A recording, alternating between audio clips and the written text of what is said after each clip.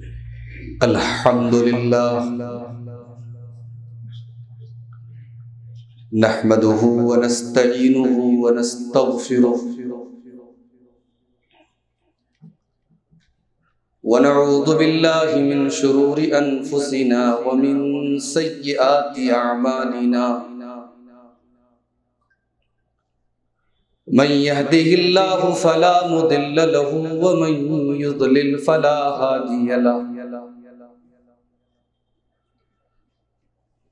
وأشهد أن لا إله إلا الله وحده لا شريك له وأشهد أن محمدا عبده ورسوله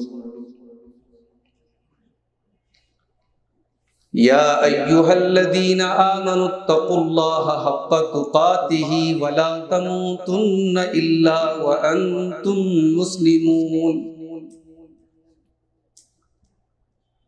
يا أيها الناس اتقوا ربكم الذي خلقكم من نفس واحدة وخلق منها زوجها وبث منهما رجالا كثيرا ونساء واتقوا الله الذي تساءلون به والأرحام إن الله كان عليكم رقيبا يا أيها الذين آمنوا اتقوا الله وقولوا قولا سديدا يصلح لكم أعمالكم ويغفر لكم ذنوبكم ومن يطع الله ورسوله فقد فاز فوزا عظيما أما بعد فإن خير الحديث كتاب الله وخير الهدي هدي محمد صلى الله عليه وسلم وشر الأمور محدثاتها وكل محدثة بدعة وكل بدعة ضلالة وكل ضلالة في النار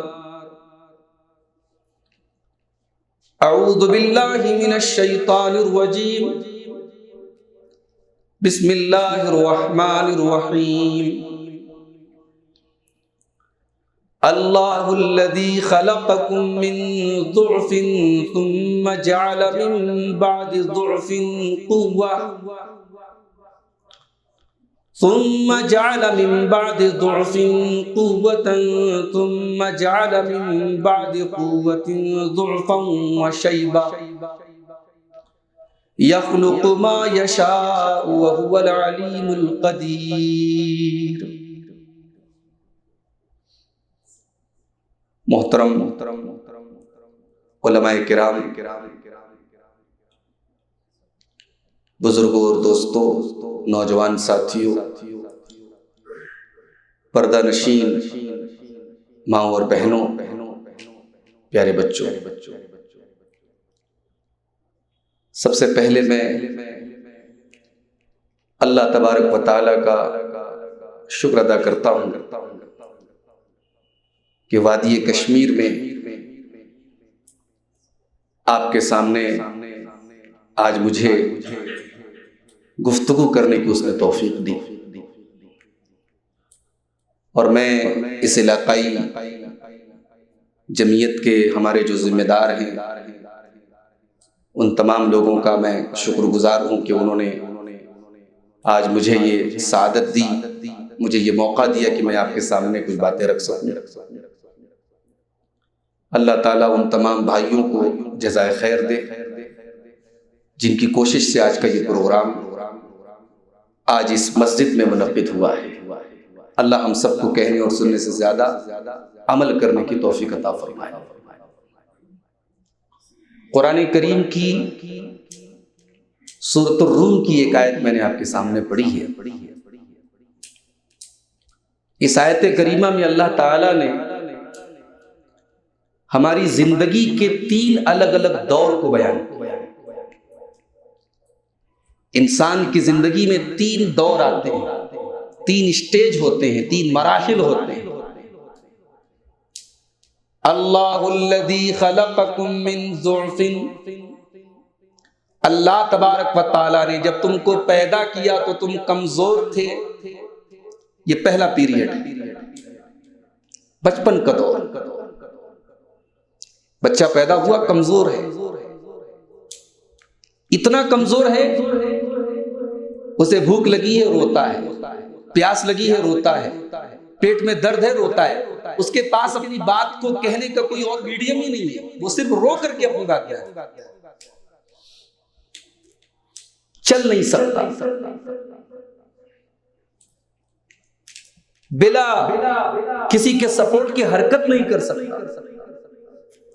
ماں باپ بھی بڑے احتیاط سے اٹھاتے ہیں کہ بچہ کمزور ہے، ہاتھ نہ ٹوٹ جائے، پیر نہ ٹوٹ جائے، کمزور ہے۔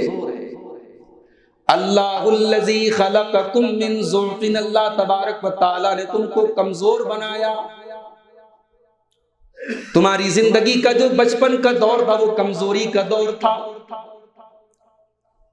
تم زبان کے اعتبار سے بھی کمزور تھے، تم جسم کے اعتبار سے بھی کمزور تھے، تم دماغ کے اعتبار سے بھی کمزور تھے۔ ثم جعل من بعد ضعف قوة،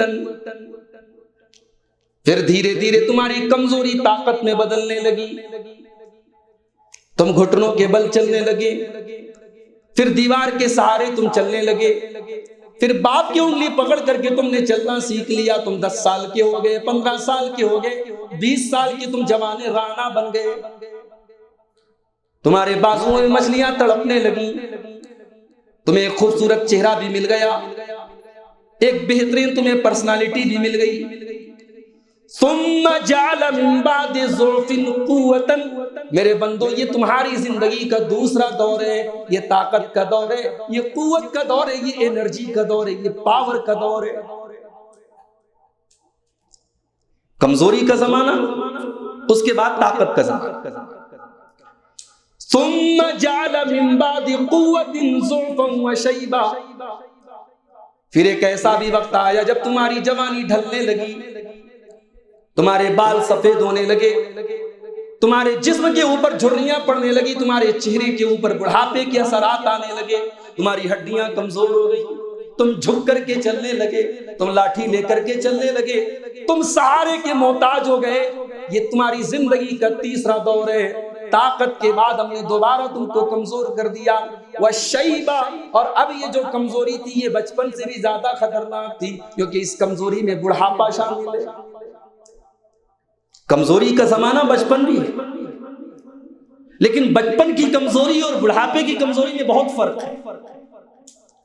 بچپن کی کمزوری میں امید ہے کہ آگے چل کر کے بچہ جوان ہوگا، طاقت آئے، اور بڑھاپے کی کمزوری میں نا امیدی ہے کہ اب تو کمزوری ہی کمزوری آ گئی، اب طاقت نہیں آ سکتی۔ یخلق ما یشاء، میرے بندو یہ ہماری مشیت ہے، ہم جس کو جیسا چاہتے ہیں بناتے ہیں۔ ہم نے جیسا چاہا تم کو بنایا، تم اپنی مرضی سے پیدا نہیں ہوئی، اپنی مرضی سے دنیا سے جانے والے نہیں ہو۔ یخلق ما یشاء، ہم جسے چاہتے جیسا چاہتے پیدا کرتے ہیں، وہو العلیم القدیر، اور سب سے زیادہ علم والا اور قدرت والا تو اللہ ہی ہے۔ یہ قرآن کریم کی سورہ روم کی ایک آیت ہے جس کا میں نے سمپل آپ کے سامنے سمجھانے کے انداز میں ترجمہ کیا۔ اس آیت میں آپ غور کیجئے کہ اللہ تعالیٰ نے ہماری جوانی کے دور، طاقت کا دور، انسان کی زندگی کا سب سے گولڈن دور جوانی کا دور، انسان جوانی میں جو کر سکتا ہے نہ بچپن میں کر سکتا ہے نہ بڑھاپے میں کر سکتا ہے۔ اس کا دماغ، اس کا جسم، اس کی خواہشات، اس کی ڈیزائرز اپنے پورے انتہا اور اپنے پورے شباب پر ہوتی ہے جوانی کے۔ اسی لیے دنیا میں جتنے بڑے بڑے ریولیوشن ہوئے، جتنے بڑے بڑے انقلاب ہوئے، جتنے بڑے بڑے کارنامے ہوئے، وہ نوجوانوں نے انجام دیا۔ بڑھاپے کا تجربہ اپنی جگہ ہے، لیکن طاقت کا دور جہاں نہیں کرا۔ اللہ کے خلیل حضرت ابراہیم علیہ السلام کا واقعہ آپ نے قرآن میں ضرور پڑھا ہو۔ پوری قوم میں اکیلے توحید پر ہے، باپ مشرک ہے، قوم مشرک ہے۔ بھئی دو چار بندے اگر توحید پر ہو تب توحید پر ڈٹے رہنا یہ اتنا مشکل نہیں ہے جتنا اکیلے پوری قوم میں اکیلے توحید پر قائم رہنا جتنا مشکل۔ بڑے چیلنج کی بات ہے۔ حضرت ابراہیم علیہ السلام جن کو اللہ تعالیٰ نے قرآن میں سارے مومنوں کا امام قرار دیا ہے، سارے موحدین کا امام قرار دیا ہے، ابراہیم علیہ السلام اپنی پوری مشرک قوم سے لوہا لیتے ہیں جوانی کے دور میں، اپنی قوم کے سامنے برملا اعلان کرتے ہیں، تاللہ لاکیدن اصنامکم بعد ان تولوا مدبرین۔ اے میری قوم کے لوگوں، اے بتوں کی پوجا کرنے والوں، اے پتھر کی مورتیوں کی عبادت کرنے والوں، میں تمہارے ان جھوٹے معبودوں کی ایک دن ضرور درگت بناؤں گا۔ کتنی بڑی بات ہے، کتنی ہمت کی بات ہے، اتنا بڑا چیلنج پوری قوم کے سامنے دے رہے ہیں، اوپن دے رہے ہیں، اوپنلی دے رہے ہیں۔ اور ایک دن جب حضرت ابراہیم کو موقع ملا، ساری قوم کے لوگ میلے میں گئے ہیں، تہوار منا رہے ہیں، خوشی منا رہے ہیں، ابراہیم اپنی قوم کے عبادت خانے میں داخل ہوتے ہیں اور قرآن کے الفاظ ہیں فَجَعَلَهُمْ جُزَازًا إِلَّا كَبِيرًا لَهُمْ لَعَلَّهُمْ إِلَيْهِ يَرْجِعُونَ۔ ابراہیم نے سارے بتوں کو توڑ دیا۔ نہیں، اگر میں یہ ترجمہ کروں تو شاید ترجمہ صحیح نہیں ہوگا۔ فَجَعَلَهُمْ جُزَازًا، انہوں نے سارے بتوں کو ریزہ ریزہ کر دیا، سارے بتوں کو چورا چورا کر دیا، سارے ان بتوں کو، ان مٹی کے خداؤں کو حضرت ابراہیم نے پاؤڈر بنا دیا، چورا چورا کر توڑ دیا، بڑے والے کو چھوڑ دیا، کیونکہ مقصد کیا تھا؟ انہیں توحید کا درس دینا۔ اب قوم کے لوگ جب میلے سے آئے، اپنے معبودوں کی یہ درگت دیکھی، قالوا من فعل هذا بآلهتنا انه لمن الظالمین، ہمارے معبودوں کے ساتھ اتنا برا سلوک کس نے کیا ہے؟ بہت بڑا ظالم ہے جس نے ایسا کیا ہے۔ قوم کے اندر کچھ لوگوں نے کہا قالوا سمعنا فتى يذكرهم يقال له ابراہیم، قوم کے اندر کچھ لوگوں نے کہا ہم نے ایک نوجوان کو سنا ہے جس کا نام ابراہیم ہے، وہی ان بتوں کے پیچھے پڑا رہتا ہے، وہی ان بتوں کو برا بھلا کہتا ہے، ضرور یہ اسی کا کام ہوگا۔ میں آپ کی توجہ اسی لفظ کی طرف لے کے جانا چاہتا ہوں۔ قوم کے لوگوں نے کیا کہا؟ قالوا سمعنا فتى، ہم نے ایک نوجوان کو سنا، یعنی ابراہیم نے جب اپنی قوم کے بتوں کو توڑا تھا تو یہ کارنامہ انہوں نے نوجوانی کے عالم میں کیا تھا۔ بتوں کو توڑنا یہ نوجوان کہیں کا مسئلہ ہے۔ قوم کے لوگوں نے کہا ابراہیم کو لایا جائے ابراہیم کو، تاکہ لوگ دیکھ لیں کہ ہمارے بتوں کے ساتھ اتنی بدتمیزی کرنے والے، اتنی گستاخی کرنے والے کی کیا سزا ہو۔ ابراہیم کو لایا گیا، قالوا اانت فعلت هذا بآلهتنا یا ابراہیم، کہنے لگے اے ابراہیم کیا تم نے ہمارے معبودوں کے ساتھ یہ کام کیا ہے؟ ابراہیم کا مقصد تو توحید کا درس دینا تھا، ابراہیم کا مقصد تو ان کے شرک کو ڈائنامائٹ کرنا تھا۔ ابراہیم نے کھلم کھلا یہ نہیں کہا کہ میں نے توڑا ہے۔ قال بل فعلہ کبیرہم ھذا فاسألوہم ان کانوا ینطقون، کہا ہے میری قوم کے لوگوں کیا تمہیں نظر نہیں آتا سارے بت تو ٹوٹ چکے ہیں، بڑا والا موجود ہے، بڑے والے کے ہاتھ میں کلہاڑی بھی موجود ہے، بڑے والے کا کام ہے، اسی نے توڑا ہوگا ان کو، اسی نے مارا ہوگا ان کو۔ فرجعوا الی انفسہم، تھوڑی دیر کے لیے قوم کے لوگوں نے غور کیا، انہیں محسوس ہوا کہ ہم غلطی پر ہیں، انہیں محسوس ہوا کہ ہم یہ کن لوگوں کی عبادت کر رہے ہیں جو اپنا ڈیفینس بھی نہیں کر سکتے، جو اپنی رکشا بھی نہیں کر سکتے، جو اپنی حفاظت بھی نہیں کر سکتے۔ ثم نکسوا علی رؤوسہم، لیکن برسوں سے شرک کی جو گرد و غبار اور شرک کو کی جو دھول دماغ کے اوپر بیٹھی ہوئی تھی، شرک کی دھول اتنی آسانی سے نہیں اترتی۔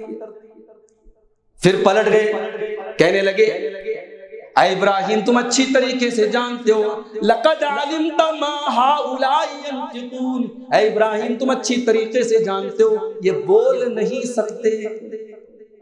کہا اچھا بول نہیں سکتے۔ افتعبدون من دون اللہ ما لا ينفعكم شيئا ولا يضركم، اے میری قوم کے لوگوں، نادان کتنے بڑے تم نادان ہو، تم ایسے لوگوں کی عبادت کرتے ہو جو تمہیں نفع اور نقصان پہنچانا تو بڑی دور کی بات ہے، وہ بول بھی نہیں سکتے۔ اف لکم ولما تعبدون من دون اللہ، افسوس ہے تمہارے اوپر اور افسوس ہے تمہارے ان جھوٹے خداؤں کے اوپر۔ ابراہیم نے ثابت کر دیا توحید کو۔ اب ہونا تو یہ چاہیے تھا کہ قوم کے لوگ مان لیتے، مگر اتنی آسانی سے توحید کو اگر دنیا مان لیتی تو آج شرک کے آستانے قائم نہ ہوتے۔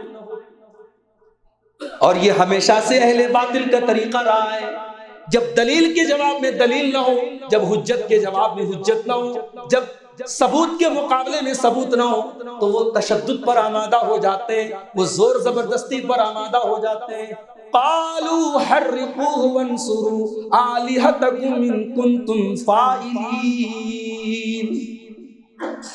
کہنے لگے اس کو جلا ڈالو، اس کمبخت کو، اس گستاخ کو جلا ڈالو، یہ ہمارے معبودوں کا گستاخ ہے، اس کو جلا کر کے اپنے معبودوں کی مدد کرو۔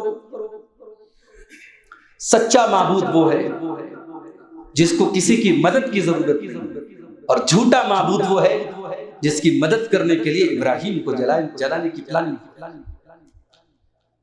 علامہ ابن کثیر لکھتے ہیں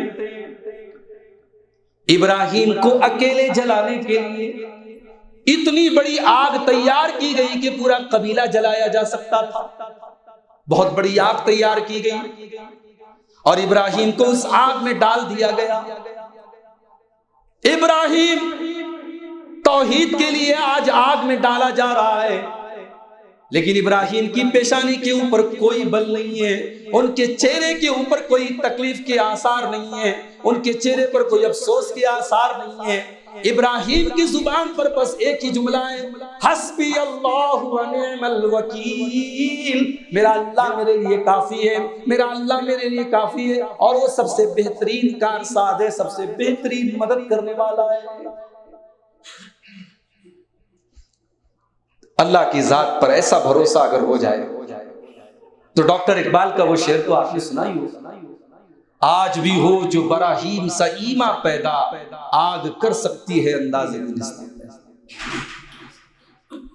اللہ نے ہواؤں کو نہیں بھیجا کہ آگ کو بجھا دو، اللہ نے بارش کو نہیں بھیجا کہ آگ کو ختم کر دو، اللہ نے ڈائریکٹ آگ سے کہا قلنا یا نار کونی بردا وسلاما علی ابراہیم، اے آگ آج تک تو تو سب کو جلایا کرتی تھی، آج تک تو تو سب کو جلایا کرتی تھی، مگر آج میرے خلیل کے بدن کے ایک رونگٹے کو بھی تجھے جلانا نہیں ہے۔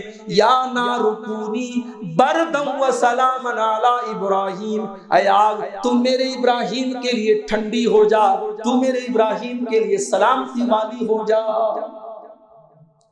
علامہ ابن کثیر یہ بھی لکھتے ہیں کہ اگر اللہ یہ کہتا کہ ٹھنڈی ہو جا تو ہو سکتا ہے آگ اتنی ٹھنڈی ہو جائے کہ ٹھنڈک حضرت ابراہیم برداشت نہ کر سکیں۔ آپ کی کشمیر کی ٹھنڈی یو پی کا آدمی جو یہاں رہنے کا عادی نہیں ہے برداشت نہیں کر سکتا، اگر وہ گرم کپڑے وغیرہ تیاری کر کے نہ آئے تو نہیں برداشت کر سکتا، بھائی اس کی عادت نہیں ہے۔ تو ٹھنڈی بھی کبھی کبھی عذاب بن جاتی ہے۔ اللہ نے آگ سے کہا ہے آگ تو ٹھنڈی ہو جا اور سلامتی والی ہو جا۔ اس پورے واقعے میں جو میں آپ کو جو بات ہائی لائٹ کرنا چاہتا ہوں میرے بھائی، کہ ابراہیم علیہ السلام نے اتنا بڑا کارنامہ جوانی کے حال میں، جوانی کے عالم میں انجام دیا۔ کل جمعہ کا دن تھا. اگر اللہ نے آپ کو توفیق دی ہوگی آپ نے سورہ کہف کی تلاوت بھی ضرور کی ہوگی. سورہ کہف کے اندر اللہ تعالیٰ ایک واقعہ بیان کرتا ہے. اللہ کے کچھ بندے تھے جو ایک ایسے قوم کے اندر توحید کے علم بردار بن کر کے سامنے آئے جب پوری قوم شرک کے اوپر تھی. بادشاہ بھی شرک کے اوپر تھا. ساری قوم کے سامنے ان اللہ کے بندوں نے اللہ کی توحید کا اعلان کیا اور سب کے سامنے کیا. اور پھر جب یہ دیکھا کہ ہم اپنی قوم کے اندر رہ کر کے اس توحید پر قائم نہیں رہ پائیں گے, اپنے عقیدے پر قائم نہیں رہ پائیں گے, تو اپنی قوم کو چھوڑ کر کے, اپنے باپ کا گھر چھوڑ کر کے, اپنے محلوں کو چھوڑ کر کے, اپنا عیش و آرام چھوڑ کر کے وہ اللہ کے بندے غار میں جا کر کے سو گئے. کتنے سال تک سوئے رہے؟ 309 سال تک اللہ نے ان کو زندہ رکھا. وہ سوئے ہیں, اللہ نے سلائے رکھا. پورا واقعہ بیان کیا گیا, لیکن پورے واقعے میں اللہ تعالیٰ نے جس بات کو ہائی لائٹ کیا ہے میرے پیارے ساتھیوں کو, کون سی بات ہے؟ اللہ فرماتا ہے انہم فتیۃ آمنوا بربہم وزدناہم ھدا. یہ اپنے قوم سے توحید کا اعلان کرنے والے, اپنی قوم سے لوہا لینے والے اور بادشاہ کے سامنے کھڑے ہو کر کے شرک کو باطل قرار دینے والے اور توحید کا اعلان کرنے والے, یہ اللہ کے بندے 20 سال کے 22 سال کے نوجوان تھے. انہم فتیۃ, یہ چند نوجوان تھے جو اپنے رب کے اوپر ایمان لائے. میرے پیارے ساتھیوں, ایک وہ نوجوان تھے جنہوں نے اپنی جوانی کے عیش و آرام کو توحید کے لیے قربان کر دیا اور اللہ کے دین کو بچانے کے لیے اپنے محلوں کو چھوڑ کر کے غار میں جا کر کے سو گئے. آج ہمارا نوجوان کیا کر رہا ہے؟ ذرا ہم اپنے گریبانوں میں جا کے, زندگی کا سب سے قیمتی دور جوانی کا دور, ذرا اپنے نبی کی سیرت اٹھا کے ہم دیکھیں. اللہ کے پیارے نبی جناب محمد الرسول اللہ صلی اللہ تعالی علیہ وسلم کے اوپر ایمان لانے والے صحابہ کی اکثریت نوجوانوں کی ہے. اسلام کا جو پودا آپ نے لگایا, اس اسلام کے پودے کو اپنے خون جگر سے سینچنے والے زیادہ تر نوجوان صحابہ ہیں. حضرت علی رضی اللہ تعالیٰ عنہ بہت ہی کم عمر میں, بعض روایات کے مطابق 12 یا 14 سال کی عمر میں ایمان لاتے ہیں. حضرت بلال نوجوان ہیں, حضرت زید نوجوان ہیں, عثمان غنی نوجوان ہیں, عبداللہ بن مسعود نوجوان ہیں, حضرت طلحہ نوجوان ہیں, خالد بن ولید نوجوان ہیں, عمر بن عاص نوجوان ہیں. نبی کے ساتھ ساتھ رہنے والے اور نبی کے ساتھ اسلام کی خدمت کرنے والے اور اسلام کے پودے کو مضبوط درخت بنانے والی یہ جو پوری ٹیم ہے, یہ زیادہ تر نوجوانوں کی ٹیم ہے.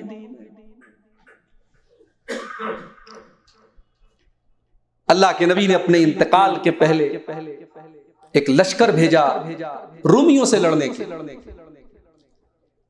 اس رومیوں سے لڑنے کے لیے جس لشکر کو اللہ کے رسول نے اپنی وفات کے پہلے تیار کیا, اس لشکر کا کمانڈر آپ نے 16 سال کے اپنے بڑے محبوب اور بڑے لاڈلے صحابی, جو آپ کے لاڈلے صحابی کے بیٹے بھی تھے, حضرت اسامہ بن زید رضی اللہ تعالیٰ عنہ, جو حب رسول اللہ اور ابن حب رسول اللہ کے نام سے جانے جاتے تھے, یعنی رسول اللہ کے لاڈلے تھے اور رسول اللہ کے لاڈلے کے بیٹے تھے. اسامہ بن زید کو 16 سال کی عمر میں نبی اکرم صلی اللہ تعالی وسلم نے اس لشکر کا کمانڈر بنایا. اور آگے بڑھیے, دنیا کی 2 سپر پاور تھی, ایک رومن امپائر تھی, ایک پرشین امپائر تھی. ایک رومی طاقت تھی, ایک ایرانی طاقت تھی, اور ان دونوں طاقتوں کو دھول چٹانے والے اور کسرا کے تخت و تاج کو اسلام کے جھنڈے کے تلے لانے والے اور اللہ اکبر کی صدائیں ایران اور روم کے ایوانوں میں گونجنے, ان صداؤں کو بلند کرنے والے نوجوان صحابہ تھے. خالد بن ولید تھے, حضرت سعد بن ابی وقاص تھے. میرے پیارے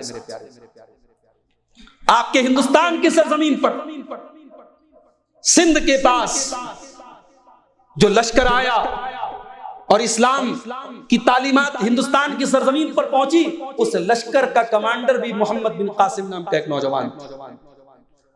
تو ہماری پوری تاریخ نوجوانوں کے کارناموں سے بھری ہے، مگر آج ہم میں سے جو نوجوان ہمارے بھائی ہیں، ذرا ہم اپنے اپنے گریبانوں میں جھانکیں اور سوچیں کہ آج ہم اسلام کے لیے، ہماری اسلام کی خدمت کے لیے ہمارے دل میں کیا جذبہ ہے۔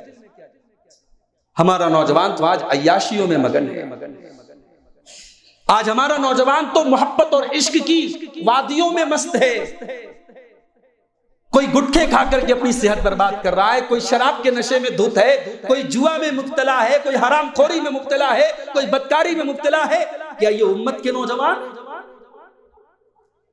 اللہ نے آپ کو جوانی اس لیے نہیں دی ہے میرے بھائی کہ اس جوانی کو آپ عشق و محبت کے نام پہ برباد کریں۔ یہ جوانی اللہ کی نعمت ہے اور اس نعمت کا ہم سے حساب لیا جائے۔ قیامت کے دن 5 سوال کا جواب دیے بغیر نہ عالم بچے گا، نہ جاہل بچے گا، نہ آپ بچیں گے نہ میں بچوں گا، سب کو 5 سوالوں کا جواب دینا ہے، اس کے بعد ہی بات آگے بڑھے۔ اللہ کے پیارے نبی صلی اللہ علیہ وسلم فرماتے ہیں لا تزول قدم ابن آدم من عند ربہ، قیامت کے دن انسان کے قدم اپنی جگہ سے ہل نہیں سکتے حتی یسالان خمس، جب تک 5 سوالوں کا جواب نہ دے دے۔ ان عمرہ فیما افناہ، پہلا سوال کیا جائے گا میرے بندے ہم نے 60 سال کی، 70 سال کی، 50 سال کی، 75 سال کی، 80 سال کی ہم نے تجھ کو زندگی دی تھی، تو نے اپنی زندگی کو کہاں گزارا؟ تیری عمر کہاں گزری؟ تیری زندگی کہاں گزری؟ تو نے اپنا جیون کیسے گزارا؟ تو اپنی پوری عمر کا حساب دے۔ دوسرا سوال وعن شبابی فیما ابلا، میرے بندے جب تو 16 سال کا ہو گیا، جب تو 20 سال کا ہو گیا، جب تو جوان ہو گیا، تو نے اپنی جوانی کی کہ اس قیمتی دور کو تو نے کہاں گزارا؟ پوری عمر کا الگ حساب دینا ہے اور جوانی کا الگ حساب دینا ہے۔ وان شبابہ فیما ابلا، میرے بندے تو نے اپنی جوانی کو کہاں گزارا؟ وان مالہ، اور تیسرا سوال کیا جائے گا تو بزنس مین تھا، تو کاروباری تھا، تو پیسے کماتا تھا۔ وعن مالہ، تیرے مال کے بارے میں سوال کیا جائے گا۔ من این اکتسبہ، تو نے مال کہاں سے کمایا؟ وفیما انفقہ، اور چوتھا سوال کیا جائے گا کہ تو نے اپنا مال کہاں خرچ کیا؟ انکم کا بھی جواب دینا ہے اور خرچ کا، ایکسپنسز کا بھی حساب دینا ہے۔ آمدنی کیا تھی، حلال تھی کہ حرام تھی، یہ بھی سوال ہوگا، اور کہاں خرچ کیا؟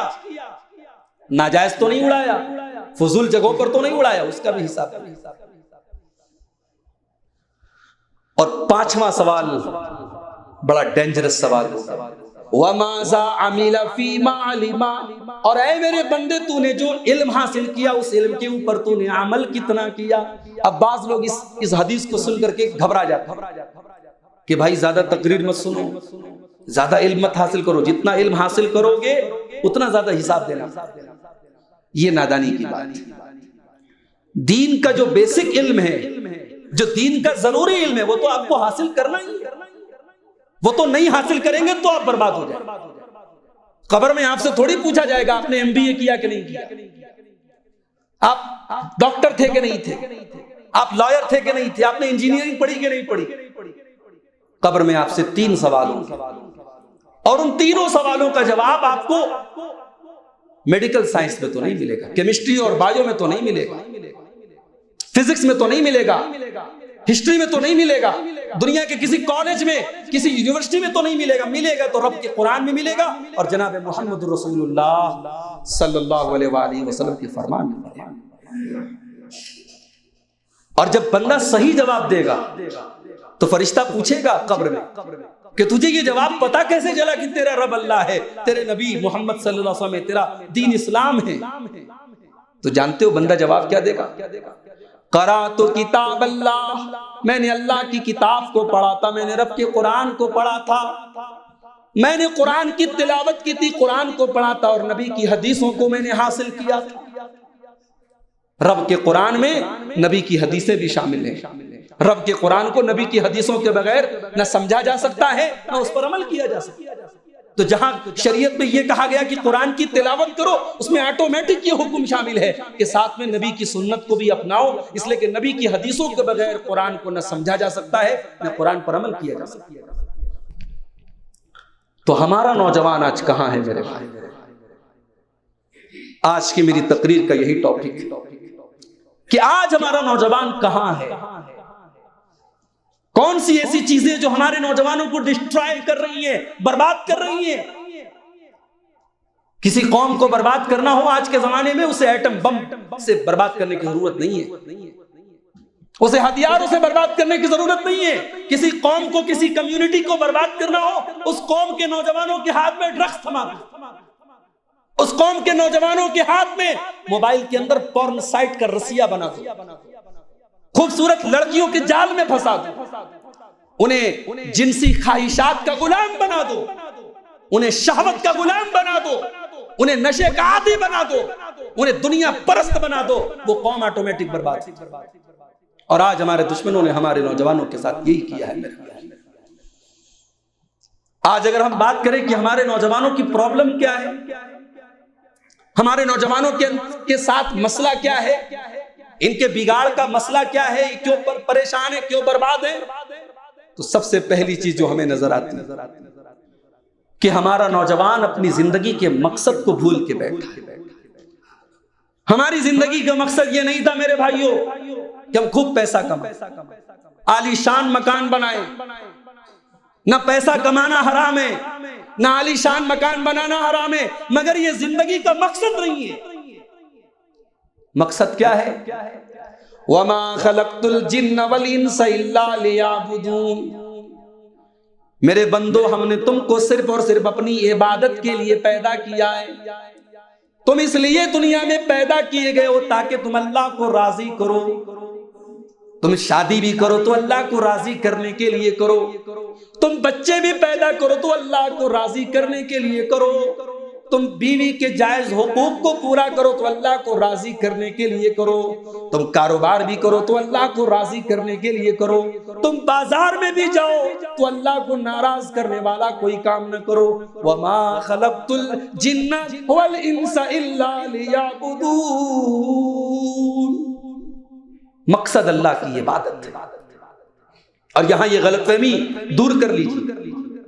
شریعت کے ٹرم میں جب ہم عبادت بولتے ہیں تو عبادت ڈز ناٹ مین نماز، عبادت ڈز ناٹ مین فاسٹنگ، روزہ. عبادت کا مطلب ہر وہ عمل جس سے اللہ راضی.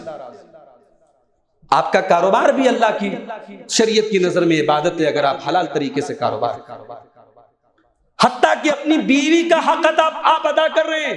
اللہ کے نبی تو یہاں تک فرماتے ہیں، بخاری کے الفاظ ہیں، حتی اللقمۃ التی تضعها فی امراتک. اپنی بیوی کے منہ میں آپ جو لقمہ ڈالتے ہیں، اپنی بیوی کو جو کھانا کھلاتے ہیں، اس پر بھی آپ کو ثواب ملے گا اگر آپ کا مقصد تبتغی بہا وجہ اللہ، اللہ کو راضی کرنا اگر آپ کا مقصد.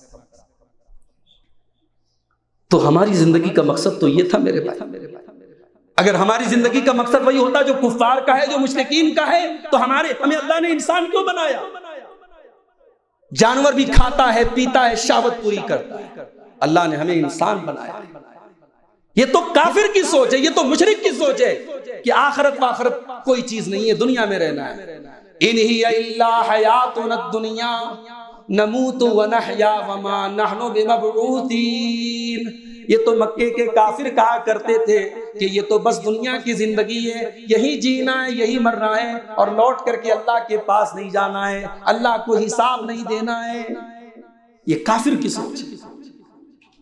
قرآن کا 14واں پارہ کھولو، اللہ فرماتا ہے ربما یود الذین کفروا لو کانوا مسلمین.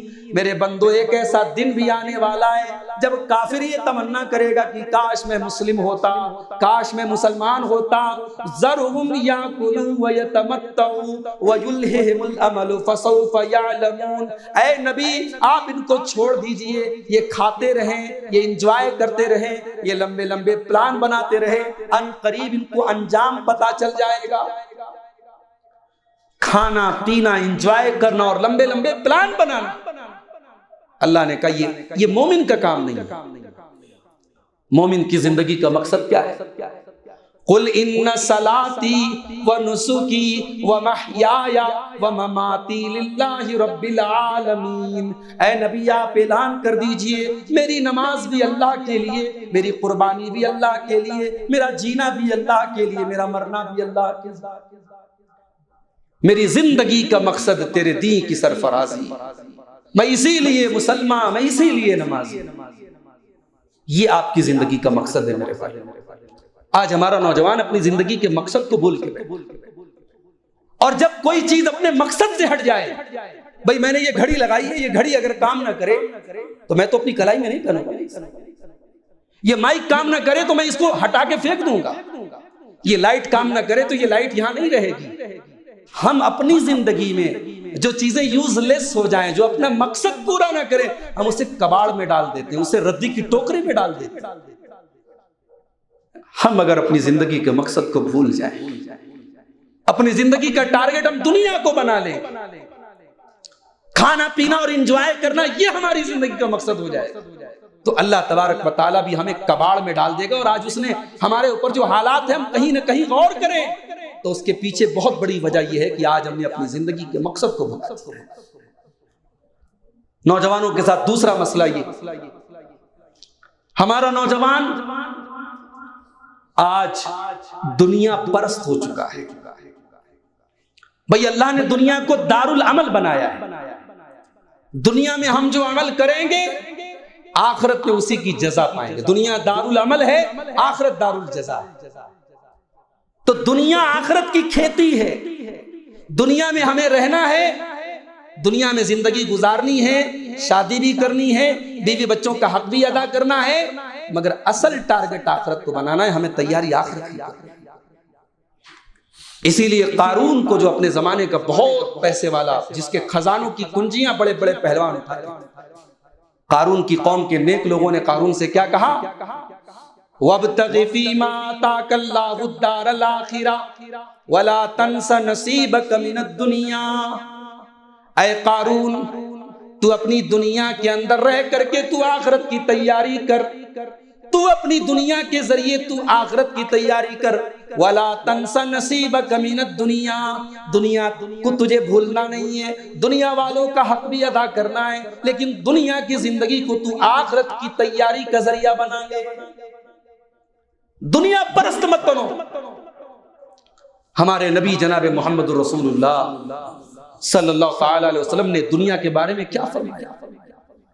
عبداللہ بن عمر سے آپ نے فرمایا، کن فی الدنیا کانک غریب و عابر سبیل، اے عبداللہ تم دنیا میں اس طریقے سے زندگی گزارو جیسے پردیسی زندگی گزارتا ہے، پردیسی زندگی گزارتا ہے۔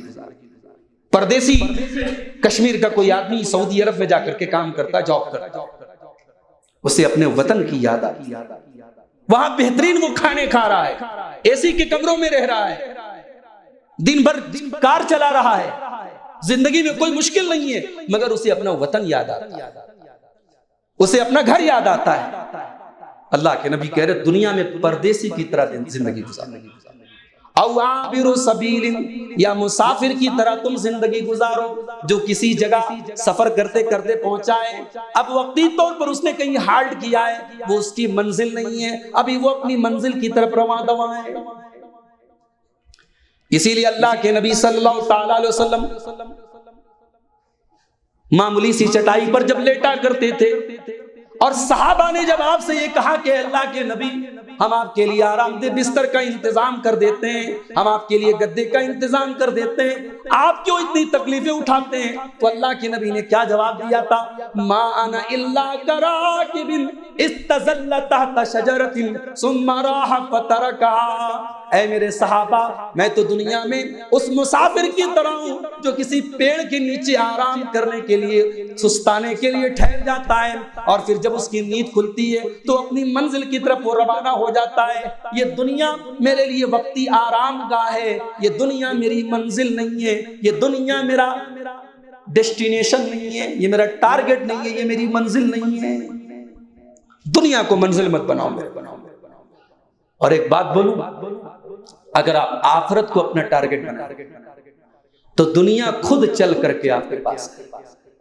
یہ ہم نے جو دماغ میں بٹھا کے رکھا ہے نا، آخرت پر عمل کریں گے، آخرت کی فکر کریں گے تو دنیا چھوڑنی پڑے گی. نہیں بھائی، دنیا خود ملے گی. آپ بڑی پیاری حدیث سنانے جا رہا ہوں، بڑے غور سے سنیے گا. ترمذی کی روایت اور صحیح روایت ہے. اللہ کے پیارے نبی صلی اللہ علیہ وسلم فرماتے ہیں، من کانت الآخرۃ ہمہ، جو آخرت کو اپنی ٹینشن بنا لے. جملے پر غور کیجیے، آخرت کو آپ کو ٹینشن بنانا ہے. ہم لوگ کس چیز کو ٹینشن بناتے ہیں؟ بیوی کی ٹینشن ہے، بچوں کی ٹینشن ہے، کاروبار کی. ارے یہ سب چیزیں ٹینشن لینے لائق نہیں ہے.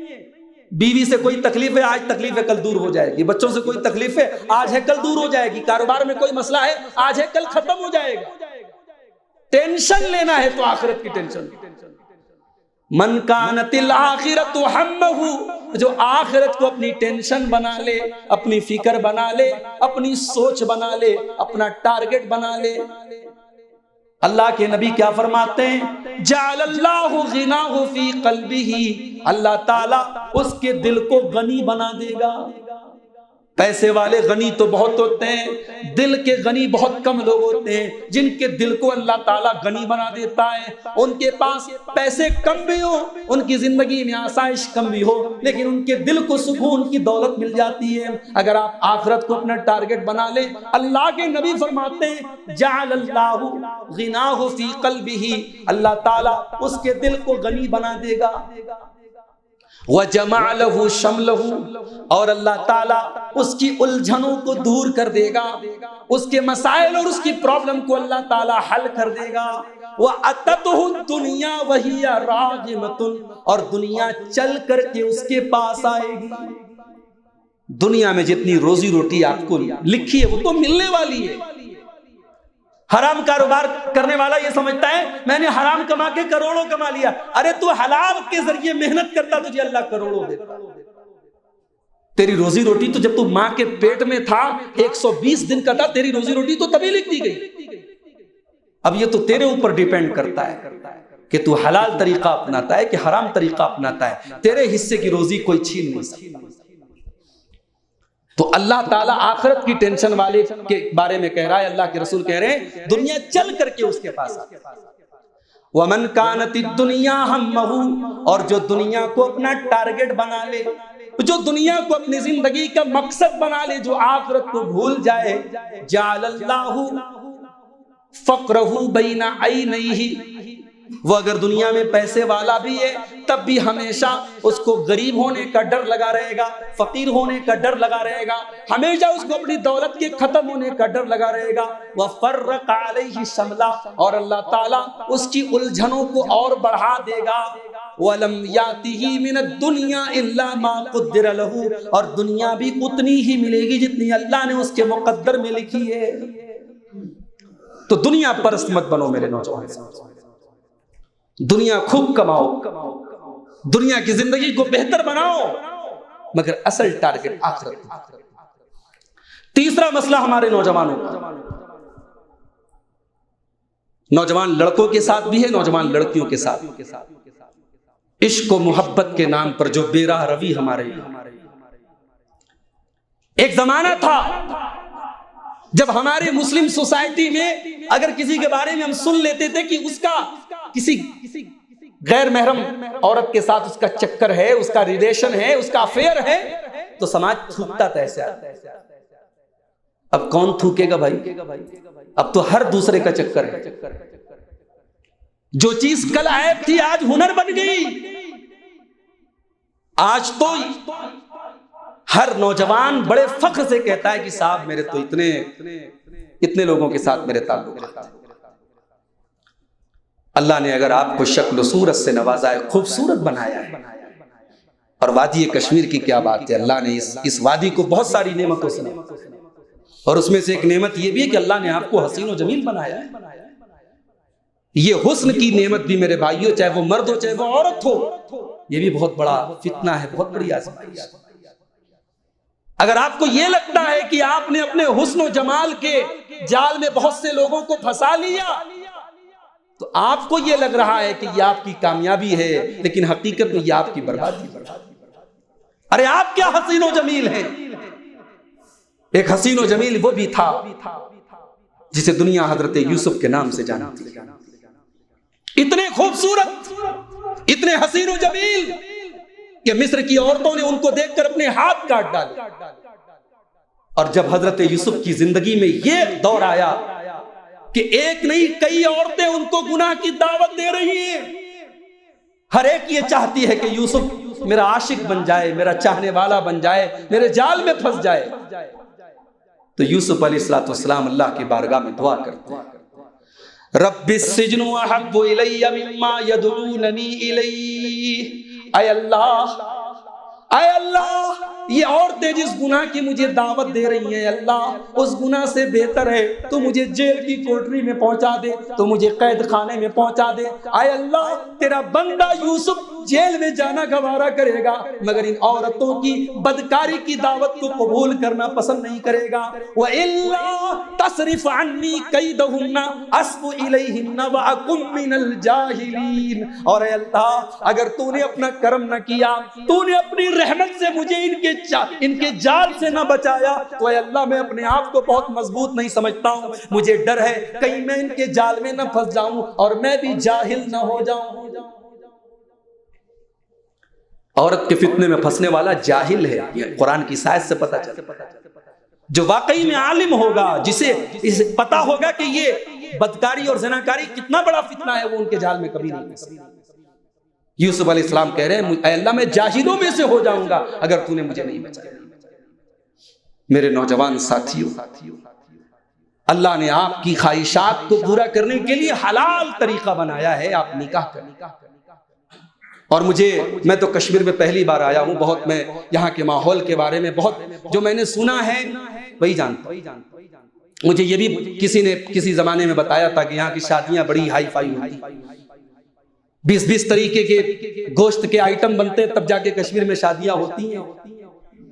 بھائی بڑی اچھی بات ہے، کھانے پینے کا شوق برا نہیں ہے، مگر اگر آپ کے ان رسم و رواج اور آپ کے ان ٹریڈیشنز اور آپ کی ان پرمپراؤں سے اگر نکاح مشکل ہو رہا ہے تو معاف کیجئے، ان رسموں کو ختم کر دیجئے۔ اس دنیا میں سب سے معزز انسان اگر کوئی تھا تو جناب محمد رسول اللہ صلی اللہ تعالی علیہ وسلم۔ آپ کے نکاح کیسے؟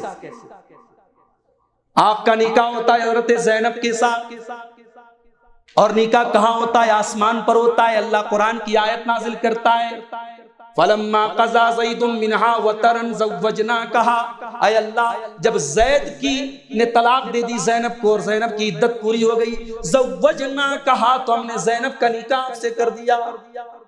حضرت زینب فخر سے کہتی تھی اللہ کے رسول کی دوسری بیویوں سے، تمہارا نکاح زمین پر ہوا، میرا نکاح آسمان پر ہوا، رب نے عرش والے نے میرا نکاح کیا ہے اور میرے نکاح کے بارے میں آیت نازل کی۔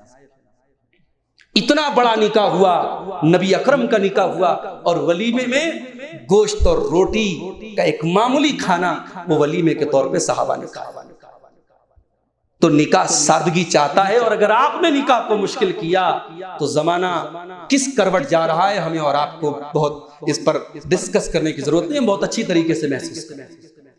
حلال کو ہم جتنا مشکل کریں گے حرام کے راستے اتنے کھلتے چلیں۔ آج ہمارے نوجوانوں کی پرابلم یہ بھی ہے، جنسی خواہشات پر کنٹرول نہیں ہے، زناکاری اور بدکاری عروج پر ہے۔ کوئی گھر نہیں بچا، کوئی خاندان نہیں بچا، کوئی گاؤں نہیں بچا، کوئی علاقہ نہیں بچا۔ میں نوجوانوں کے گارجین سے کہنا چاہوں، انسان کو بھوک لگتی ہے، اس کو وقت پر کھانا ملنا چاہیے۔ بیٹا اور بیٹی جوان ہو جائے، بہت سارے ڈھکوسلے مت لگائیے، بہت سارے جھوٹے بہانے مت بنائیے، اس کی شادی کیجیے۔ شادیوں میں تاخیر مت کیجیے، شادیوں کو آسان کیجیے، یہ بہت سارے مسائل کا حل ہے، بہت ساری پرابلم کا سولوشن ہے۔ اور یہ محبت اور عشق کے جال سے اپنے آپ کو نکالیے میرے بھائیو، یہ بدکاری کا راستہ ہے۔ اسلام میں نکاح کے بعد کی محبت کا تصور ہے، محبت کے بعد نکاح کا تصور نہیں کہ پہلے محبت کرو، چکر چلاؤ، اس کے بعد نکاح کرو، یہ اسلام کا تصور ہے۔ اسلام میں نکاح کے بعد محبت کا تصور ہے۔ ایک پرابلم اور ہے ہمارے نوجوانوں میں، شرم و حیا ختم ہو رہا ہے، بے حیا ہو رہا ہے ہمارا نوجوان، چاہے وہ لڑکا ہو چاہے وہ لڑکی ہو، بے حیائی آج ہمارے گھروں میں آ رہی ہے۔ جس نبی کا ہم نے کلمہ پڑھا اس نبی کا حال یہ تھا۔ حضرت ابو سعید خدری کہتے ہیں کان رسول اللہ صلی اللہ علیہ وسلم اشد حیاء من العذراء فی خدریہا، اللہ کے نبی اتنی شرم و حیا والے تھے، ایک کنواری لڑکی جو گھر میں پردے میں رہتی ہے اس کنواری لڑکی سے زیادہ اللہ کے نبی کے اندر شرم و حیا تھی۔ آپ اتنے شرمیلے تھے، اتنی حیا والے تھے، آپ کی زبان سے کبھی کوئی گندی بات نہیں نکلی، کبھی کوئی فحش بات نہیں نکلی، کبھی مرد و عورت کے پرائیویٹ مسائل پر اللہ کے نبی کو اگر کوئی بات بھی کہنی ہوتی تھی تو آپ اشارے کے نائے میں بات کرتے تھے، آپ اپنی زبان کو آلودہ نہیں ہونے دیتے تھے، اتنے شرم و حیا والے۔ کبھی کوئی ناگوار چیز اللہ کے رسول صلی اللہ علیہ وسلم دیکھ لیتے تو زبان سے نہ کہتے، آپ کا چہرہ دیکھ کر کے پتہ چل جاتا اللہ کے نبی کو یہ بات نہ پسند۔ آج حیا نہیں ہمارے سماج میں۔ حیا کس کو کہتے ہیں؟ قرآن کریم کا 20واں پارہ اٹھا، حضرت موسیٰ علیہ السلام مدین پہنچے۔ مدین ایک کنواں تھا، کنویں کے پاس مردوں کی لائن لگی ہے، سب اپنے اپنے جانوروں کو لے کر کے کھڑے ہیں اپنے جانوروں کو پانی پلانے کے لیے کنویں کا۔ موسیٰ علیہ السلام نے دیکھا دو لڑکیاں کنارے کھڑی ہیں، لائن سے ہٹ کے کھڑی ہیں۔ موسیٰ علیہ السلام قریب گئے، ما خطبکما، کیا بات ہے آپ دونوں کنارے کیوں کھڑی؟ قالتا لا نسقی حتی یصدر الرعاء وابونا شیخ کبیر۔ دونوں لڑکیوں نے جواب دیا یہ لائن مردوں کی لگی ہے، جب تک یہ سارے کے سارے لوگ اپنے جانوروں کو پانی نہیں پلا لیں گے تب تک ہم آگے نہیں بڑھیں گے۔ ہم مردوں کی لائن میں لگ کر کے، مردوں کو ٹچ کر کے، مردوں کے شانہ بشانہ ہو کر کے، مردوں سے کندھے سے کندھا ملا کر کے ہم یہ کام نہیں کریں گے۔ ہم عورتیں ہیں، ہم لڑکیاں ہیں، یہ ہم کو سوٹ نہیں کرتا۔ وَأَبُونَا شَيْخٌ کبیر، اور یہ کام بھی ہم مجبوری میں کر رہے ہیں، یہ کام ہمارے کرنے کا نہیں ہے۔ ہمارا باپ بوڑھا ہو چکا ہے، بیمار ہے، کمزور ہے، اگر باپ صحیح سلامت ہوتا تو یہ بکریوں کو پانی پلانا یہ عورتوں کا کام نہیں ہے، باپ آ کر کے یہ کام کرتا، ہمیں تو مجبوری میں کرنا پڑ رہا ہے۔ موسیٰ علیہ السلام نے دونوں لڑکیوں کی بکری کو لیا، آگے بڑھے اور کنویں کے اوپر ایک بڑا سا پتھر رکھا تھا اس کو ہٹایا، کنویں کا پانی کھینچا، بکریوں کو پانی پلایا، بکریاں ان کے حوالے کر دی، چپ چاپ آ کر کے پیڑ کے نیچے بیٹھ گئی۔ یہ بھی انتظار نہیں کیا کہ وہ لڑکیاں شکریہ بولیں۔ اللہ کے نیک بندے نیکی کر کے شکریہ کا انتظار نہیں کرتے۔ اللہ کے نیک بندے وہ ہوتے ہیں جہاں مدد کی ضرورت ہو مدد کر دیتے ہیں۔ موسیٰ علیہ السلام نے مدد کی اور پیڑ کے نیچے آ کے بیٹھے اور اللہ کی بارگاہ میں ہاتھ اٹھایا اور کہا رب انی لما انزلت الی من خیر فقیر، اے اللہ تیرا یہ بندہ تیرے خیر کا محتاج ہے، تیرے کرم کا محتاج ہے۔ اے اللہ بھوکا ہوں، پیاسا ہوں، پردیسی ہوں، مجھے کھانا پانی اور ٹھکانہ تینوں چیزیں چاہیے۔ اے اللہ تو اپنے کرم کی بارش میرے اوپر کر دے۔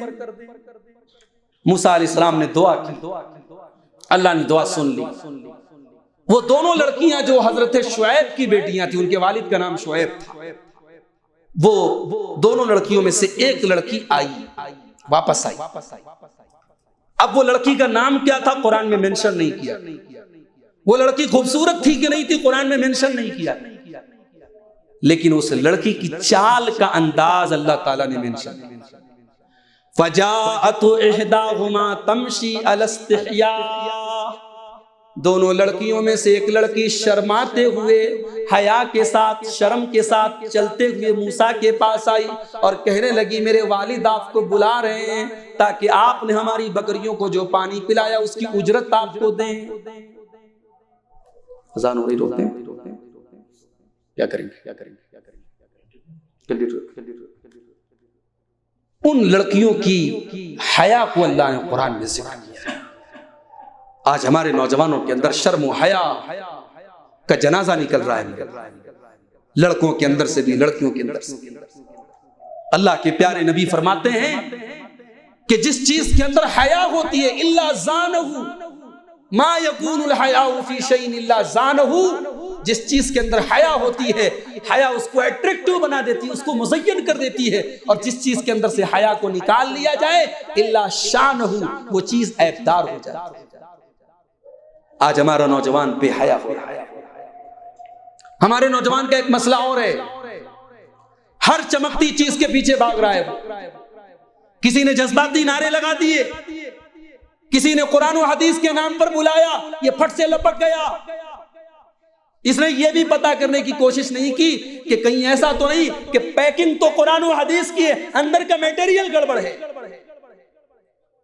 بھائی جذباتی ہونا بڑی اچھی بات ہے، مگر آپ کے دور کے وہ علماء جو واقعی میں علماء ہیں، جنہوں نے 10 سال مدرسوں میں دینی اداروں میں رہ کر کے بڑے بڑے اساتذہ سے قرآن و سنت کا علم حاصل کیا ہے، ان کو وہ جس مسئلے میں خاموش ہے، جس مسئلے میں سائلنٹ ہے، آپ اپنا ایک الگ اسٹینڈ رکھے ہوئے ہیں اور آپ کو یہ لگتا ہے کہ آپ صحیح ہیں، تو پھر یہ مدرسے بند کر دینے چاہیے۔ پھر علم کی کوئی فضیلت نہیں ہے، پھر علماء کا کوئی مقام نہیں ہے۔ اگر ہر آدمی خود اپنے من اور اپنی نالج اور اپنی خواہشات کی بنیاد پر اگر حلال اور حرام کا فیصلہ کر سکتا ہے تو پھر علماء کا تو کوئی کام نہیں ہے۔ آج ہمارا نوجوان علماء سے دور ہے، اور جب علماء سے دور ہوا تو لپکنے والوں نے لپک لیا، کبھی غامدی نے لپک لیا، کبھی علی مرزا نے لپک لیا، کبھی منکرین حدیث نے لپک لیا، کبھی اسلام کے نام پر دنیا بھر کی جھوٹی موٹی تنظیموں نے اور جھوٹے موٹے دھکوسلے دینے والوں نے اسے اپنے جال میں پھنسا لیا۔ اور آج انٹرنیٹ پر، یوٹیوب پر جب ہم نے یہ معیار بنا لیا کہ صاحب جس کے جتنے فالوور ہیں وہ اتنا بڑا عالم ہے، تو یہ تو بڑے مصیبت کی بات ہے، یہ تو بہت بڑی مصیبت کی بات ہے۔ امام مالک رحمت اللہ علیہ اپنے دور کے بہت بڑے امام ہیں، ان کی زندگی کا اوڑھنا بچھونا ہے نبی کی حدیث۔ امام مالک سے 40 سوال پوچھے جاتے ہیں، 40 سوالوں میں 39 سوال میں امام مالک کہتے ہیں I don't know، لا ادری، میں نہیں جانتا۔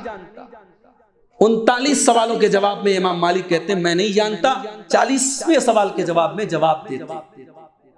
آج انٹرنیٹ پر ایسے مفتیوں کی لائن لگی ہے جو کہتے ہیں ask me brother, ask me, اور ہمارا نوجوان ان سے سوال کرتا ہے، وہ دھڑلے سے جواب دیتا۔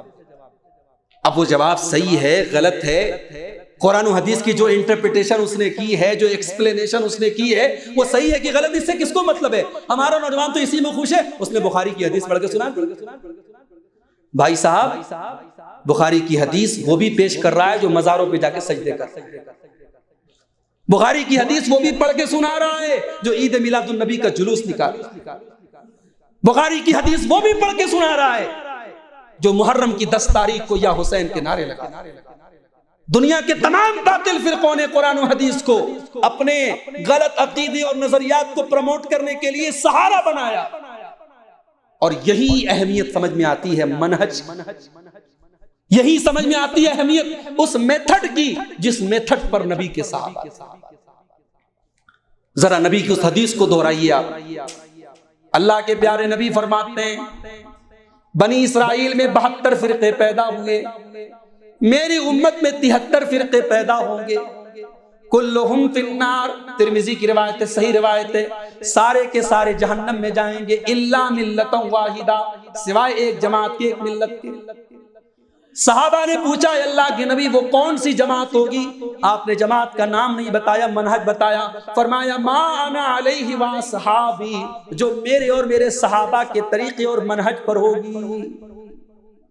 بھئی اللہ کے نبی یہ بھی تو کہہ سکتے تھے جو قرآن حدیث کی طرف بلائے اس کو صحیح مان لینا، نہیں، قرآن و حدیث کی طرف تو رافضی بھی بلا رہا ہے۔ بھائی اہل بیت کی محبت ظاہر ہمارے ایمان کا حصہ ہے، وہ اہل بیت کی محبت پر قرآن کی آیتیں پڑھ رہا ہے، نبی کی حدیثیں پڑھ رہا ہے، وہ تو قرآن و حدیث پیش کر رہا ہے، مگر وہ گمراہ کر رہا ہے آپ کو۔ نبی نے یہ نہیں کہا جو قرآن و حدیث پر چلے گا وہ حق پر ہوگا، نبی نے کہا جو میرے اور میرے صحابہ کے منہج پر ہوگا۔ صحابہ کے دور میں ایک فرقہ پیدا ہوا، خوارج کا فرقہ، اس فرقے نے نعرہ لگایا ان الحکم الا للہ، فیصلہ ہوگا تو اللہ کا فیصلہ۔ اس نے کہا دنیا والے فیصلہ نہیں کر سکتے، حضرت علی رضی اللہ تعالیٰ عنہ حضرت معاویہ رضی اللہ تعالیٰ عنہ دونوں کے درمیان اختلاف ہوا. یہ طے پایا کہ حضرت علی اپنا ایک حکم بنا لے, ایک جج بنا لے, حضرت معاویہ ایک جج بنا لے, اور وہ جج جو فیصلہ کر دے مان لے. خوارج نے سب سے پہلے یہ نعرہ لگایا کہ نہیں, قرآن کہہ رہا ہے ان الحکم الا للہ, فیصلہ تو اللہ کا چلے گا, بندے کا فیصلہ نہیں چلے گا. اب دیکھو قرآن کی آیت پڑھ رہے ہیں خوارج, اور قرآن کی اسی آیت کی بنیاد پر حضرت علی کو کافر کہہ رہے ہیں, حضرت معاویہ کو کافر کہہ رہے ہیں. آج بھی کافر اور مرتد کہنے میں ہماری زبانوں کو دیر نہیں لگتی. کسی کو کافر کہنا, کسی کو مرتد کہنا اتنا آسان کام نہیں ہے میرے بھائی. یہ بڑی ذمہ داری کا کام ہے, اس کی بڑی شرطیں ہیں. اپنی زبانوں کو تکفیر سے آلودہ مت کرو. کسی کی تکفیر کرنے کے پہلے 1000 بار سوچو. جس کی تکفیر کرنے میں بڑے بڑے علماء کانپتے ہو, آپ پھٹ سے کافر اور مرتد قرار دیتے ہیں. اتنی ہمت ہے آپ کی, اتنی جرأت ہے آپ کی, کیونکہ آپ نے منہج سلف کو نہیں سمجھا, آپ نے منہج صحابہ کو نہیں سمجھا. علی کو بھی کافر کہہ رہے, معاویہ کو بھی کافر کہہ رہے. عبداللہ بن عباس نبی کے صحابی, ان کو سمجھانے کے لیے گئے, کہا یہ بتاؤ تم کہتے ہو کہ اللہ کا فیصلہ نہیں چلا, قرآن کیا کہتا ہے؟ قرآن یہ کہتا ہے کہ اگر میاں بیوی میں جھگڑا ہو جائے فَبَعْثُوا حَكَمًا مِّنْ أَهْلِهِ وَحَكَمًا مِّنْ أَهْلِهَا, تو عورت کے گھر والوں میں سے ایک حکم بنا لو اور شوہر کے گھر والوں میں سے ایک حکم بنا لو. حضرت عبداللہ بن عباس نے کہا یہ بتاؤ, عورت کی شرمگاہ کا میٹر اور نکاح اور طلاق کا میٹر زیادہ خطرناک ہے یا ہزاروں لاکھوں مسلمانوں کے خون کا میٹر زیادہ خطرناک ہے؟ اگر عورت کے گھر کے میٹر کو سلجھانے کے لیے انسان کو حکم بنایا جا سکتا ہے تو پھر علی اور معاویہ کے درمیان ہزاروں لاکھوں کے خون خرابے کا مسئلہ حل کرنا ہے, اس میں انسان کو کیوں نہیں حکم بنایا جا سکتا؟ بڑی سیدھی سی بات تھی. بہت سے لوگوں کو بات سمجھ میں آ گئی, ہزاروں خوارج نے توبہ کر, تو خوارج کا فرقہ پیدا ہوا, آگے چل کے روافض کا فرقہ پیدا ہوا, پھر آگے چل کر کے اور فرقے پیدا ہوئے. یہ فرقے کیوں پیدا ہوئے؟ یہ سب قرآن و حدیث کا دعویٰ کرتے تھے. اصل فرق تھا انہوں نے صحابہ کے منہج کو چھوڑا تھا, انہوں نے اس منہج اور اس طریقے اور اس ہائی وے کو چھوڑا تھا جس ہائی وے پر اللہ کے نبی نے اپنی امت کو چھوڑا تھا. اور صحابہ کا منہج بالکل کلیئر ہے میرے بھائی. صحابہ کے منہج میں آپ کو کہیں چوں چرا اگر مگر اف بٹ اس کی گنجائش نہیں ملتی, بالکل کلیئر ہے. اللہ کے نبی صلی اللہ علیہ وسلم فرماتے ہیں قد ترکتکم علی البیضاء لیلھا کنہارھا, میں تم کو ایسے روشن ہائی وے کے اوپر چھوڑ کے جا رہا ہوں جس میں رات بھی دن کی طرح کلیئر ہے, اس میں کبھی تم کو اندھیرا نہیں ملے گا, کبھی ٹھوکر نہیں کھاؤ. ہمارے نوجوان بھائیوں, صحابہ کے منہج کو اپناؤ, علماء سے جڑو. ہر آدمی کو یہ حق مت دو وہ فتویٰ دے, یہ بھی قیامت کی ایک نشانی ہے. صحیح بخاری کی 100 نمبر کی حدیث اٹھا کے دیکھو, اللہ کے پیارے نبی فرماتے ہیں کہ ایک دور ایسا آئے گا ان اللہ لا يقبض العلم انتزاعا ينتزعه من العباد, اللہ تعالیٰ دنیا سے علم کو اچانک نہیں اٹھائے گا, ولكن يقبض العلم بقبض العلماء, اللہ علماء ربانی کو دنیا سے اٹھائے گا. حتی اذا لم يبق عالما, اور جب علماء نہیں بچیں گے اتخذ الناس رؤوسا جہالا, لوگ جاہلوں کو اپنا امام بنا لیں گے, فسئلوا فافتوا, اور جاہل فتویٰ دیں گے, فضلوا واضلوا, اور وہ خود بھی گمراہ ہوں گے اور دوسروں کو بھی گمراہ کریں گے. کوئی آدمی انجینئر ہے تو ضروری نہیں کہ وہ عالم ہو, کوئی آدمی ایڈوکیٹ ہے تو ضروری نہیں کہ وہ مفتی بھی ہو. بھائی ایک آدمی مفتی اور ایڈوکیٹ دونوں بن سکتا ہے, مگر وہ پراپر چینل سے آئے. دین کا علم حاصل کرنے کے لیے کوئی یہ فاسٹ فوڈ نہیں ہے برگر بنا کے کھا لیا, اس کا ایک طریقہ ہے, اس کا ایک پروسیس ہے, ایک پراپر چینل ہے, اور وہ چینل یہ آج کا نہیں ہے, وہ سلف سے چلا ہے, وہ صحابہ سے چلا رہا ہے. صحابہ نے قرآن پڑھ کر کے علم حاصل نہیں کیا تھا, صحابہ نے بخاری پڑھ کر کے علم حاصل نہیں کیا تھا, صحابہ نے نبی سے دین سیکھا تھا, تابعین نے صحابہ سے دین سیکھا تھا. تو استاذ سے سیکھنا یہ طریقہ رہا ہے سلف کا. بہرحال ہمارے نوجوانوں کا ایک مسئلہ یہ بھی, ایک مسئلہ اور ہے, اور چونکہ اب 9 بجنے والے ہیں, وقت میں ختم بھی ہو رہا ہے, میں بات اب سمیٹ رہا ہوں. طاقت, اللہ نے آپ کو طاقتور بنایا ہے, آپ کی طاقت کا استعمال ظلم کرنے کے لیے نہیں ہونا چاہیے. آپ کی طاقت کا استعمال ہمیشہ ظالم کے خلاف ہونا چاہیے اور مظلوم کے حق میں ہونا چاہیے۔ طاقتور بننے کا حکم ہے آپ کو۔ اللہ کے پیارے نبی صلی اللہ علیہ وسلم فرماتے ہیں، صحیح مسلم کی روایت، کہ طاقتور بندہ، طاقتور مومن کمزور مومن کے مقابلے میں اللہ تعالیٰ کو زیادہ پسند ہے۔ المومن القوی خیر واحب الی اللہ من المومن الضعیف۔ طاقتور مومن کمزور مومن کے مقابلے میں اللہ کو زیادہ پسند ہے۔ وفی کل خیر، کمزور کے اندر بھی بھلائی ہے لیکن طاقتور زیادہ پسند ہے۔ اب طاقت جو ہے وہ علم کی طاقت بھی ہو سکتی ہے، وہ فزیکل طاقت بھی ہو سکتی ہے، وہ نالج کی طاقت بھی ہو سکتی ہے۔ اپنے آپ کو آپ طاقتور بنائیں، نالج حاصل کریں، ٹیکنیکلی آپ مضبوط بنیں، فزیکلی آپ مضبوط بنیں، مگر آپ کی طاقت کا استعمال غلط نہیں ہونا چاہیے۔ گنڈا گردی اسلام کے اندر جائز نہیں ہے۔ کسی بے قصور کے اوپر آپ کا ہاتھ نہیں اٹھنا چاہیے، کسی نردوش کے اوپر آپ کا ہاتھ نہیں اٹھنا چاہیے۔ آپ کی طاقت جرم کو روکنے کے لیے ہونی چاہیے، جرم کو۔ آج ہمارے نوجوانوں کو یہ بات اچھی طریقے سے سمجھ لینی چاہیے۔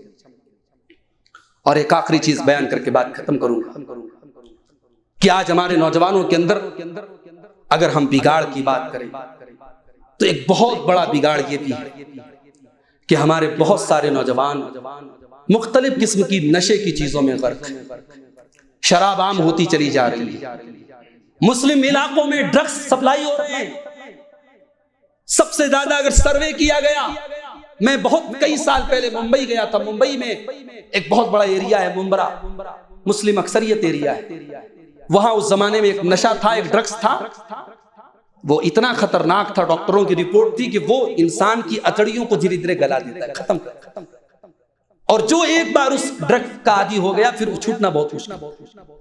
اور مجھے وہاں کی گراؤنڈ لیول کی رپورٹ مجھے بتائی گئی کہ زیادہ تر مسلمان نوجوان اس کے شکار ہیں۔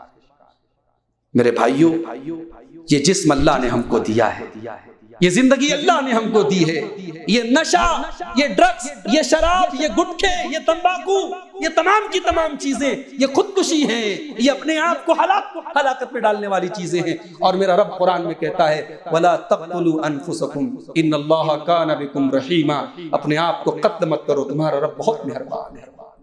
میرا رب قرآن میں کہتا ہے وَلَا تُلْقُوا بِأَيْدِيكُمْ إِلَى التَّهْلُكَةِ، اپنے آپ کو ہلاکت میں مت ڈالو۔ میرے نبی فرماتے ہیں کہ جو خودکشی کرے گا، جس طریقے سے خودکشی کرے گا، اسی طریقے کا عذاب اس کو جہنم کی آگ میں دیا جائے گا۔ نشے کی ان تمام لتوں کو چھوڑو۔ اگر آپ یہ کہتے ہیں کہ نہیں شیخ ہم سے یہ عادت، ہماری عادت ہو گئی، ہم سے یہ چیز نہیں چھوٹتی، میں ابھی رمضان کا مہینہ گزرا ہے بھئی، اگر آپ اس کو بنیاد بناتے ہیں کہ ہمیں فلاں چیز کی لت ہے اور لت ہو گئی ہم چھوڑ نہیں سکتے، میں بڑی سمپل سی ایک مثال دے رہا ہوں۔ ہمیں دوپہر کے کھانے کی عادت ہے کہ نہیں ہے؟ دوپہر میں ہم کھانا کھاتے ہیں، شام کو کھانا کھاتے ہیں۔ رمضان کے 30 دن ہم نے اپنی عادت کو چینج کیا۔ بھئی صبح کے 3 بجے کون اٹھ کر کے ناشتہ کرتا ہے؟ ہم کر رہے تھے۔ 16 گھنٹے کون بھوکے رہتا؟ ہم بھوکے تھے۔ دوپہر میں ہم نے کچھ نہیں کھایا، ہم نے 30 دن اپنی عادتوں کو بدل کے دکھایا۔ رمضان کے روزوں نے ہمیں یہ ٹریننگ دی ہے کہ اگر ہم اپنے نفس کو کنٹرول کرنا چاہیں تو کر سکتے ہیں، ہم اپنی عادتوں اور اپنی بری لت کو اگر چھوڑنا چاہیں تو چھوڑ سکتے ہیں۔ صحابہ کرام کے دور میں جب شراب حرام نہیں ہوئی تھی، شراب کے برتن گھروں میں رکھے رہتے تھے، شراب کے مٹکے گھروں میں رکھے رہتے تھے۔ جب سورہ مائدہ کی وہ آیت نازل ہوئی، یا ایھا الذین آمنوا انما الخمر والمیسر والانصاب والازلام رجس من عمل الشیطان فاجتنبوہ لعلکم تفلحون۔ اے ایمان والو، یہ شراب اور جوا، یہ پانسے کے تیر، یہ بتوں کے آستانے، یہ تمام کی تمام چیزیں گندی ہیں، شیطان کا کام ہے، تم ان سے بچو تبھی تم کامیاب ہو سکتے ہو۔ انما یرید الشیطان ان یوقع بینکم العداوۃ والبغضاء فی الخمر والمیسر۔ شیطان اس شراب کے ذریعے اور اس جوا کے ذریعے تمہیں لڑانا چاہتا ہے، تمہارے درمیان دشمنی پھیلانا چاہتا ہے۔ وَيَصُدَّكُمْ عَنْ ذِكْرِ اللَّهِ وَعَنِ الصَّلَاةِ، تمہیں اللہ کے ذکر سے روکنا چاہتا ہے، تمہیں نماز سے روکنا چاہتا ہے۔ فَهَلْ أَنْتُمْ مُنْتَهُونَ، تو اے میرے بندو اب تم اس بری عادت کو چھوڑو گے کہ نہیں چھوڑو گے؟ جب سورہ مائدہ کی یہ 2 آیتیں نازل، صحابہ نے دیر نہیں لگائی. آج حکومت سگریٹ کے پیکٹ پہ خطرناک پھیپھڑے کی تصویر بنا کے لکھتی ہے tobacco is dangerous to health.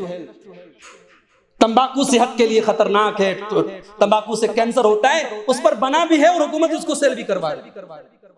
حکومت ٹوبیکو کے خلاف, تمباکو کے خلاف کروڑوں روپیہ ایڈورٹیزمنٹ پر خرچ کرتی ہے, مگر کوئی اثر نہیں. پینے والے پی رہے ہیں, تمباکو استعمال کرنے والے کر رہے ہیں. اطاعت کس کو کہتے ہیں میرے بھائیوں؟ اتباع کس کو کہتے ہیں؟ ڈسپلن کس کو کہتے ہیں؟ یہ نبی کے صحابہ نے. نبی کا ایک حکم آیا, قرآن کی آیت اتری, کوئی ایڈورٹیزمنٹ نہیں, کسی نیوز پیپر پہ نہیں آیا, کوئی اعلان نہیں کیا گیا, قرآن کی آیت پڑھ کے سنا دی گئی.